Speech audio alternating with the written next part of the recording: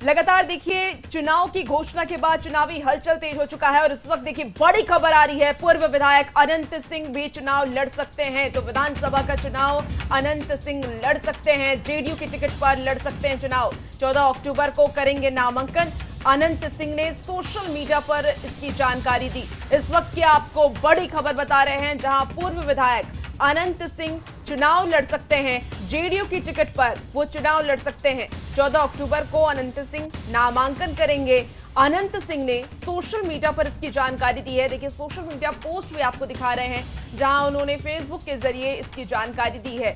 अनंत सिंह इस बार विधानसभा का चुनाव लड़ सकते हैं। हालांकि कौन सी सीट से चुनाव लड़ेंगे इस बात की अब तक जानकारी नहीं मिली है, लेकिन जो जानकारी सामने आई है 14 अक्टूबर को वो नामांकन कर सकते हैं और उस दिन साफ हो जाएगा कि अनंत सिंह किस सीट से चुनाव लड़ने वाले हैं। बाढ़ सीट उनका पहले से भी सीट रहा है, वहां से वो विधायक रह चुके हैं। अब इस बार कहां से चुनाव लड़ते हैं ये देखने वाली बात होगी। पूर्व विधायक अनंत सिंह इस बार विधानसभा का चुनाव लड़ सकते हैं। और वैशाली से इस बीच बड़ी खबर, जहां पूर्णिया सांसद पप्पू यादव पर केस दर्ज हुआ है। आदर्श आचार संहिता उल्लंघन का मामला पप्पू यादव के ऊपर दर्ज हुआ है। सीओ के आवेदन पर सैदई थाना में केस दर्ज किया गया है। रुपए बांटने के वीडियो के आधार पर एक केस दर्ज हुआ है। महनार एसडीओ के निर्देश पर केस दर्ज किया गया है। तो आदर्श आचार संहिता का उल्लंघन माना गया है, क्योंकि पैसे बांटते उनका वीडियो सामने आया और इसी वीडियो को आधार बनाते हुए पूर्णिया सांसद पप्पू यादव पर केस दर्ज किया गया। ये साथ साथ हम आपको वीडियो भी दिखा रहे हैं। भीड़ काफी ज्यादा है, भीड़ इकट्ठी है और आसपास और बीच में पप्पू यादव खड़े हैं और वो देखिए नोटों की गड्डी जो है वो गिनते हुए लोगों को देते हुए आपको दिखाई दे रहे होंगे। और इसी वीडियो को आधार बनाया गया है, चूंकि आदर्श आचार संहिता में कई चीजों की पाबंदी होती है, ऐसे आप पैसे नहीं बांट सकते हैं और इसी को लेकर के अब केस दर्ज किया गया है। महनार एसडीओ के निर्देश पर एक केस दर्ज किया गया है। बता दें कि सैदई थाना में केस दर्ज हुआ है सीओ के आवेदन पर।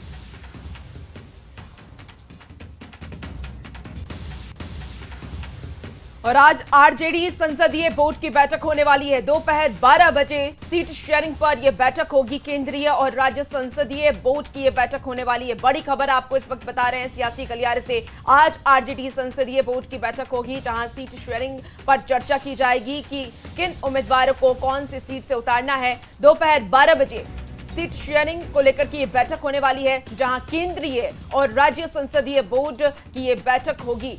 ये बैठक काफी अहम माना जा रहा है और कहीं ना कहीं आज सीट पर चर्चा की जाएगी कि किस उम्मीदवार को कौन सा सीट देना है और बहुत जल्द सीटों की घोषणा भी हो जाएगी, उम्मीदवारों की घोषणा भी हो जाएगी। बड़ी खबर आपको बता रहे हैं, आज आरजेडी संसदीय बोर्ड की बैठक होगी। दोपहर 12 बजे ये बैठक होने वाली है। और देखिए कांग्रेस ने नीतीश सरकार के खिलाफ चार्जशीट जारी किया है। कांग्रेस दफ्तर में कांग्रेस के कद्दावर नेताओं ने 20 साल विनाशकाल किताब लॉन्च किया, जिस पर सियासत गर्मा गई है। नीतीश सरकार के खिलाफ मोर्चा खोल दिया है। ये तस्वीरें हैं पटना के सदाकत आश्रम की, जहां कांग्रेस के कद्दावर नेता एक साथ जुटे हैं। कांग्रेस ने नीतीश सरकार के खिलाफ 20 साल विनाशकाल नाम से किताब लॉन्च किया। कांग्रेस ने बिहार की सरकार को बिना ईंधन वाला डबल इंजन की सरकार बताया और इस किताब को नीतीश सरकार के खिलाफ चार्जशीट भी बता दिया। उसके पहले हम लोग एक 20 साल विनाशकाल एक पुस्तक, जो एक समन है सरकार के खिलाफ। सभी मामलों में जो बिहार पिछड़ गया है, दुर्दशा हो रही बिहार की, इसीलिए हो रही है। गुड गवर्नेंस देने वाली सरकार बिल्कुल ही नाकामयाब रही और उसका कारण भी है कि जिस रूप में करप्शन पैदा हुआ, करप्शन बिना ईंधन वाला डबल इंजन सरकार के कार्यकाल में बिहार की दशा क्या हुई है, उस पर इस पत्र में, आरोप पत्र में विस्तार से उल्लेख किया गया। वहीं कांग्रेस की इस किताब पर एनडीए ने जोरदार प्रहार किया। एनडीए नेताओं ने आरोप लगाया कि कांग्रेस ने अपने शासनकाल में बिहार और देश को बर्बाद कर दिया था। नेता राहुल गांधी जी कमजोर विद्यार्थी हैं। आदरणीय नीतीश कुमार जी का विकास मॉडल उनकी समझ से बाहर है। लंबे समय तक बिहार का नेतृत्व किया कांग्रेस ने और देश का भी। कांग्रेस ने बिहार को बर्बाद कर दिया था। कांग्रेस जिसने पूरे देश में अशिक्षा, बेरोजगारी और भुखमरी का राज स्थापित किया, वैसे लोग उस व्यक्ति के ऊपर प्रश्न खड़े कर रहे हैं जिसके राज में बिहार ने महिला सशक्तिकरण का काम किया, बिहार इंफ्रास्ट्रक्चर डेवलपमेंट के लिए आगे बढ़ा और बिहार उन्नति के पथ पे आगे बढ़ा। कांग्रेस ने 20 साल विनाशकाल का चार्जशीट जारी कर बिहार की सियासत को सुलगा दिया है। एनडीए ने इस किताब को झूठ का पुलिंदा बताया है। एनडीए का दावा है कि बिहार ने नीतीश कुमार के राज में सबसे ज्यादा तरक्की की है। दोनों दलों के अपने दावे हैं। वैसे ये आने वाला वक्त ही बताएगा कि इस किताब का बिहार विधानसभा चुनाव पर कितना असर होगा। न्यूज़ 18 के लिए पटना से संवाददाता संजय कुमार की रिपोर्ट। बिहार विधानसभा चुनाव 2025 की घोषणा के बाद भोजपुर जिले में भी आचार संहिता लागू हो गई है। चुनाव को निष्पक्ष और शांतिपूर्ण ढंग से संपन्न कराने के लिए भोजपुर पुलिस और केंद्रीय सशस्त्र बलों ने, आपको बता दें कि गजराजगंज और आसपास के क्षेत्रों में फ्लैग मार्च किया, एरिया डोमिनेशन कर लोगों से शांति बनाए रखने की अपील की।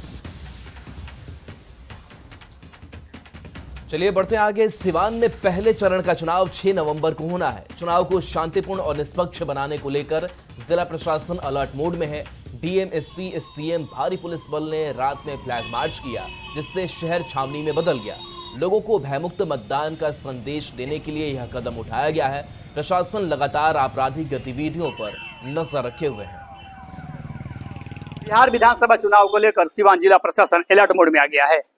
सिवान में पहले फेज यानी 6 नवंबर को चुनाव होने हैं, जिसको लेकर जिला प्रशासन पूरी तरह से तैयारी में जुट गया है। बाहर से पैरामिलिट्री फोर्स सहित कई कंपनी आई है जो स्थानीय पुलिस बल के साथ हर चौक चौराहा पर नजर रख रही है, हर आने जाने वालों की गतिविधि पर नजर रख रही है। विशेष गहनता से हर वाहन की जांच की जा रही है। मृत्युंजय सिंह, न्यूज़ 18 सिवान। इसी बीच देखिए सासाराम से बड़ी खबर आ रही है, जहां चर्चित नृत्यांगना बिजली रानी की तबीयत बिगड़ी है। गंभीर स्थिति में सदर अस्पताल के ट्रॉमा सेंटर में उसे भर्ती कराया गया। गुर्दा रोग से ग्रसित है बिजली रानी। डॉक्टरों की विशेष टीम की निगरानी में इलाज चल रहा है। विक्रमगंज के नटवार की रहने वाली है बिजली रानी। बड़ी खबर सासाराम से आपको बता रहे हैं, जहां तबीयत बिगड़ने की वजह से देखिए बिजली रानी को अस्पताल में भर्ती कराया गया है और अस्पताल के ट्रॉमा सेंटर में भर्ती है। गुर्दा रोग से ग्रसित है बिजली रानी। ये खत्म हो गया है, अब कुछ कहा नहीं जा सकता है और डॉक्टर भी बोल दिए कि कुछ कहा नहीं जा सकता है, कब क्या हो जाएगा। ये तो बिजली रानी जी है तो बहुत पहले से बीमार चल रही है जी, सालों से बीमार चल रही है। वेदांता गए, लखनऊ, पटना सब जगह इलाज हुआ है और डॉक्टर वहाँ का लोग बहुत हद तक जवाब भी दे दिया है। संभवतः किडनी जो है फेल्योर में है और अभी शाम में हमको पता चला कि इनकी तबीयत बिगड़ गई है। मैं एम्बुलेंस भेज कर इनको मंगवा लिया यहाँ और मेरे यहाँ जो बेस्ट सुविधा है सब हो रहा है। खबर भागलपुर से है, जहां इशाकचक थाना क्षेत्र के बरहपुरा ईदगाह मैदान में विवाद के बीच जल मीनार के निर्माण का काम शुरू हो गया है। नगर निगम की जमीन पर 15 लाख की लागत से बुडको जल मीनार बनने जा रहा है। नगर निगम और बुडको की टीम ने काम शुरू कर दिया है। इस दौरान भारी संख्या में पुलिस बल तैनात रही।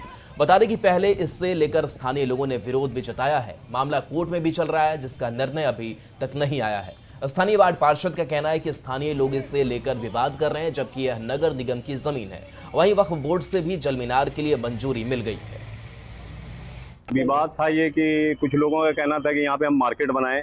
जो वक्फ बोर्ड में गए थे 52.5 कट्ठा जमीन लेके कि हम यहाँ पे मार्केट और विवाह भवन बनाएंगे, तो वक्फ बोर्ड ने एनओसी नहीं दिया बनाने के लिए मार्केट और विवाह भवन, क्योंकि हमारा बोरिंग का पहले से जमीन दान किया हुआ है पूर्व में और आज भी इसमें पाइपलाइन लगा हुआ है।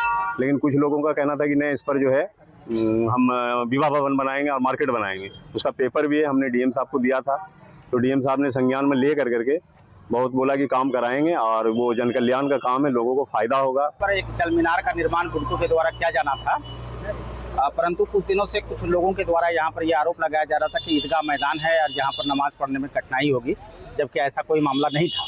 निगम की अपनी जमीन है, जहाँ पर पूर्व से यहाँ पर हमारा दीप नलकूप था, उसी जगह पर इसका निर्माण किया जाना था। आज बुडको की टीम के द्वारा हम लोग साथ में आए हैं और उस जगह पर कार्य को प्रारंभ करा। देखिए, जमशेदपुर में आदिवासियों का बड़ा आक्रोश देखने को मिला।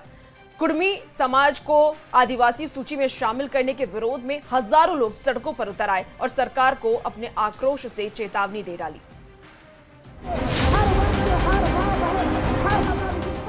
हजारों की भीड़, गूंजते नारे, पारंपरिक पोशाक में महिला और पुरुष, हाथ में बैनर और पोस्टर, हथियारों के साथ विरोध कुर्मी समाज को आदिवासी सूची में शामिल करने का। आक्रोश की इस आवाज ने आंदोलन का जैसे रूप ले लिया। भीड़ आदिवासी समाज के आक्रोश को जाहिर करने के लिए काफी है, तभी तो जमशेदपुर की सड़क पर आदिवासी बचाओ जन आक्रोश महारैली के तहत निकली इस विशाल रैली ने पारंपरिक पोशाक में महिलाएं, पुरुष ढोल नगाड़ों की थाप पर सरकार के खिलाफ जमकर नारेबाजी करते दिखे। आदिवासियों में बहुत ही आक्रोश है कि कुर्मियों का फर्जी आंदोलन, रेल टेका आंदोलन, सरकार को जब देखा कि उन लोगों ने लोकसभा विधानसभा में कई बार उठाया, मुख्यमंत्री ने भी केंद्र सरकार को कुर्मी को आदिवासी बनाने की मांग को लेकर आगे बढ़ाया, लेकिन उसको रद्द कर दिया। जब देखा कि पेन पेपर से नहीं हो रहा है तो राजनीतिक रूप से, पॉलिटिकल रूप से आदिवासी बनने का दबाव सरकार को दे रहा है। प्रदर्शनकारियों ने डीसी ऑफिस पहुंचकर प्रधानमंत्री और राष्ट्रपति के नाम ज्ञापन सौंपा और साफ चेतावनी दी कि अगर कुर्मी समाज को आदिवासी सूची में शामिल करने की मांग को मंजूरी दी गई तो आंदोलन और उग्र होगा। कुर्मी समाज कर रहा है कि वो लोग एसटी में शामिल होना चाह रहा है, आदिवासी बनना चाह रहा है। हम लोग उसका विरोध करने के लिए यहाँ पे ही बोले हैं, उनको सिर्फ आरक्षण चाहिए और उनको जो हमारा एसटी कोटा में जो नौकरी है उनको सिर्फ वही दिख रहा है और कुछ नहीं। गौरतलब है कि हाल ही में कुर्मी समाज ने रेल रोको आंदोलन कर खुद को आदिवासी सूची में शामिल करने की मांग उठाई थी, जिसके खिलाफ अब आदिवासी संगठनों ने मोर्चा खोल दिया है। तो जमशेदपुर की सड़कों पर दिखा आदिवासियों का जबरदस्त जोश और अपनी पहचान बचाने का संकल्प। और अब देखने वाली बात ये होगी कि सरकार इस उग्र तेवर को कैसे संभालती है, क्योंकि आग अगर पहचान की हो तो वो जल्दी ठंडी नहीं होती।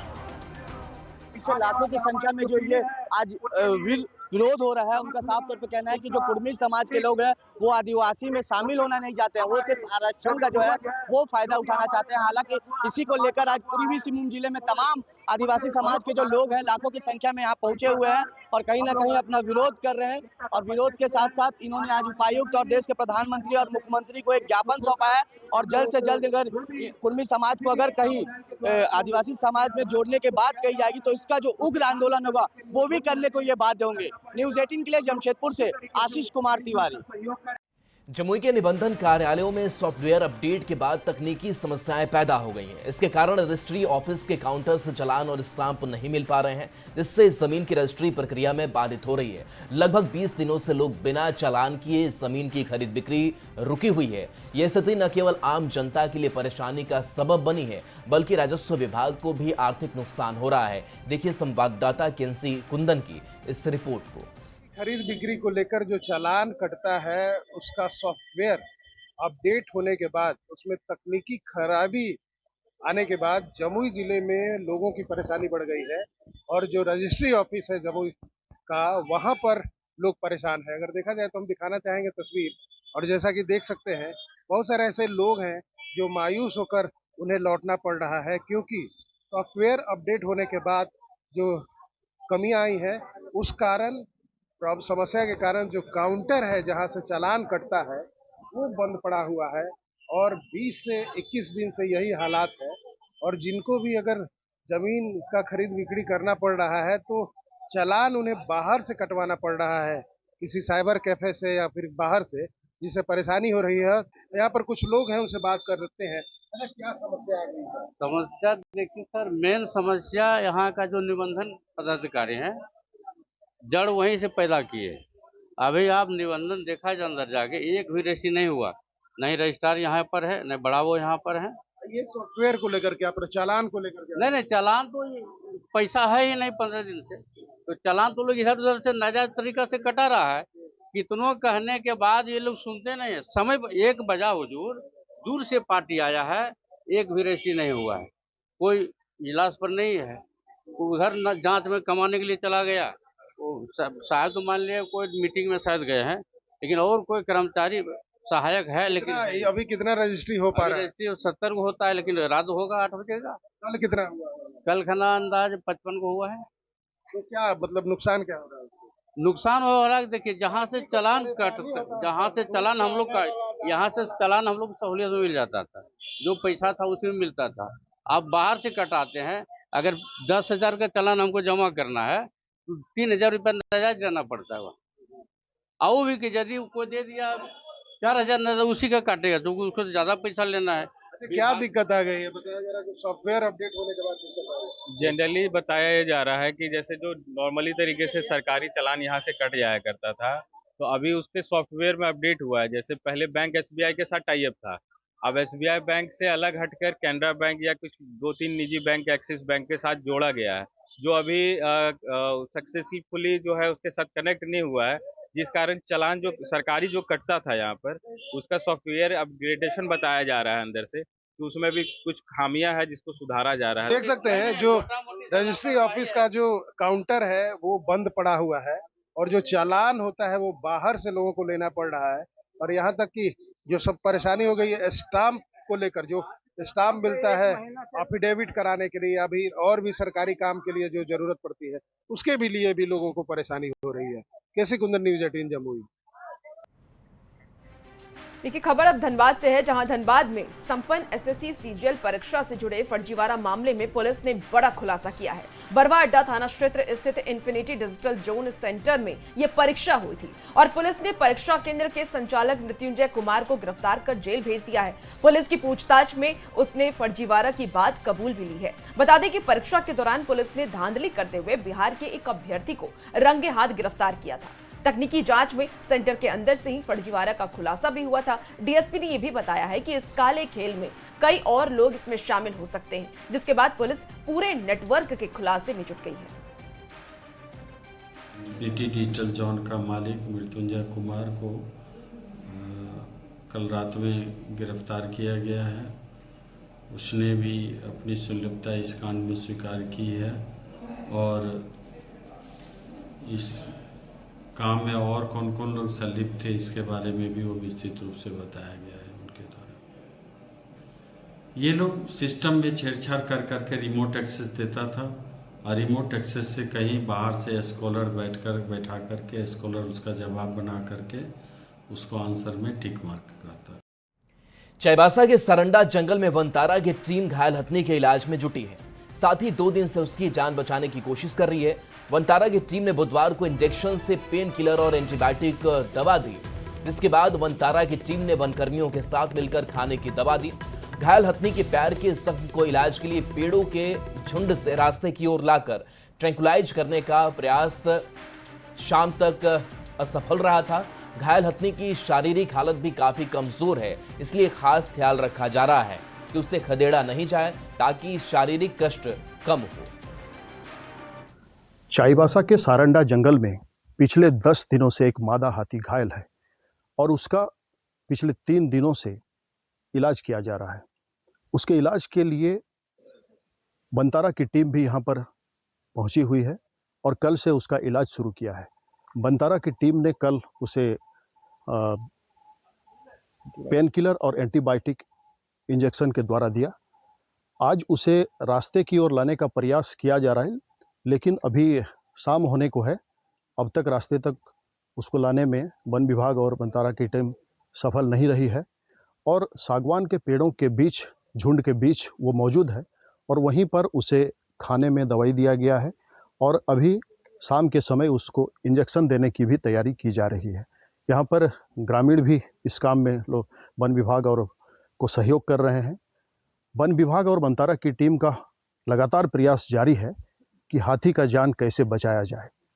हाथी की जैसे जो जानकारी मिल रही है कि पिछले 10 दिनों से घायल होने के कारण वो काफ़ी कमज़ोर हो गया है और उसकी स्थिति गंभीर बनी हुई है। अब देखना है कि वनतारा का प्रयास आगे कितना सफल होता है और वन विभाग के साथ मिलकर वनतारा की टीम हाथी को बचाने में कैसे सफल होती है। रुपेश प्रधान, न्यूज़ 18 चाईबासा। देखिए धनबाद के धनसार में FCI railway board loading point में फायरिंग की घटना के बाद तनाव है। एक ट्रक ड्राइवर को गोली लगी है, जबकि लोगों की बात कर दें तो देखिए इस वक्त रांची से एक बड़ी खबर का रुख कर लेते हैं, जहां मुठभेड़ में 2 अपराधी को गोली लगी है। इस वक्त की बड़ी खबर आ रही है, साजन अंसारी और अमित गुप्ता को गोली लगी है। तो बड़ी खबर आपको रांची से इस वक्त बता रहे हैं, जहां रांची में मुठभेड़ हुआ है। राहुल दुबे गैंग के बदमाश से ये मुठभेड़ किया गया। बड़ी खबर रांची से सामने आ रही है, जहां राहुल दुबे गैंग के बदमाश से मुठभेड़ हुआ है। पुलिस की कार्रवाई भी हुई है। मुठभेड़ में 2 अपराधी को गोली लगी है। 2 अपराधियों को गोली लगी, जिसमें कि साजन अंसारी और अमित गुप्ता नामक अपराधी शामिल हैं, जिन्हें गोली लगी है। 2 अपराधियों को गिरफ्तार भी किया गया। मौके से 8 पिस्टल भी बरामद किया गया। कोयला व्यवसायी को टारगेट करने आए थे ये अपराधी, और पुलिस ने गुप्त सूचना के आधार पर ये कार्रवाई की। और चलिए फिलहाल इस बुलेटिन में इतना ही। बन रही है न्यूज़ 18 बिहार झारखंड के साथ।